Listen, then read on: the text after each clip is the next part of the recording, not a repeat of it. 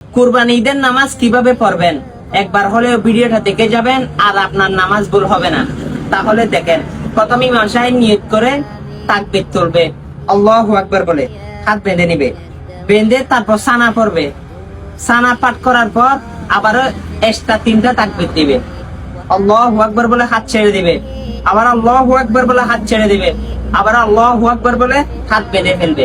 তখন ইমাম সাহেব সূরা ফাতিহা এবং সূরা ফাতিহার সাথে অন্য একটা সূরা মিলাবে, তারপরে রুকুতে চলে যাবে।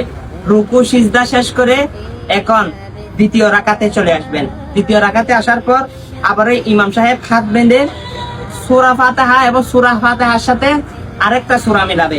তখন আবারও ইমাম সাহেব তাকবীর করবে, আল্লাহু আকবার, হাত ছেড়ে দিবে, আল্লাহু আকবার, হাত ছেড়ে দিবে, আল্লাহু আকবার বলে হাত ছেড়ে দিবে 3বার। আরেকবার আল্লাহু আকবার বলে রুকুতে চলে যাবেন। রুকুতে চলে গিয়ে রুকু থেকে উঠবেন, সিজদা করবেন, সিজদা করার পর বসে আসসালামু আলাইকুম রাহমাতুল্লাহ সালাম ফিরে ফেলবেন। এখন অবশ্যই এই ভিডিওটা আপনি দেখবেন, দেখে যদি ভালো লেগে থাকে অন্যর কাছে শেয়ার করে দেন, কারণ তারা যেন ঈদের জামাতে গিয়ে নামাজটা আর ভুল না হয়। অবশ্যই আপনার কারণে অনেক মানুষের নামাজ সঠিক হবে। ভিডিওটা শেয়ার করে সকলকে জানিয়ে দিন, সুম্মা আমিন।